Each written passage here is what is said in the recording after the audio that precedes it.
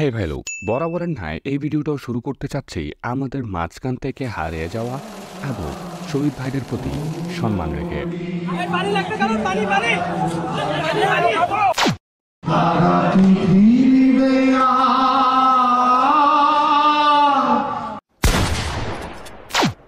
আজকের এই নিউজটা কিছুটা স্পেশাল হতে যাচ্ছে, কারণ আজকে আমরা আলোচনা করব রিসেন্ট অন্যান্য দেশে প্রচুর ভাইরাল হওয়া আপকামিং RTR 2V এর 125cc মডেলটাকে নিয়ে।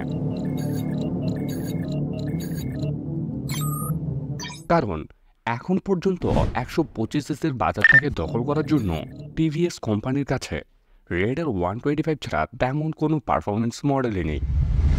অন্যদিকে বাজাজ তাদের ইউজি 125 এবং NS 125কে লঞ্চ করে বাজারটা দখল করার চেষ্টা করে আসছে বেশ কিছুদিন আগে থেকে। আর সেই আগুনে ঘি টানার কাজটা করেছে হিরো তাদের হিরো এক্সট্রিম 125Rকে লঞ্চের মাধ্যমে।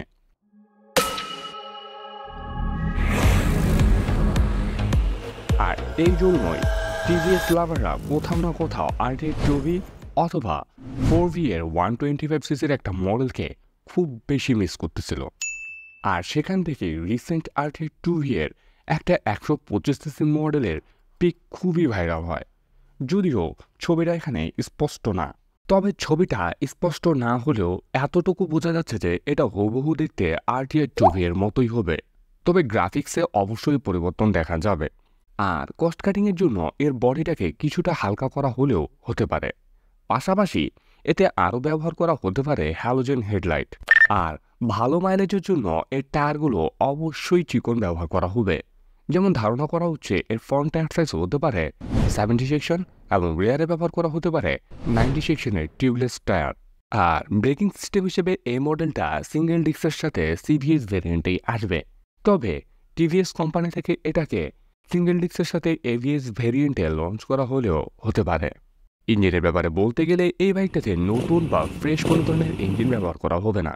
যতদূর শোনা যাচ্ছে এটাতে নাকি টিউন করা রেডের 125-এর 3 ভালভের ইঞ্জিনটাই ব্যবহার করা হবে।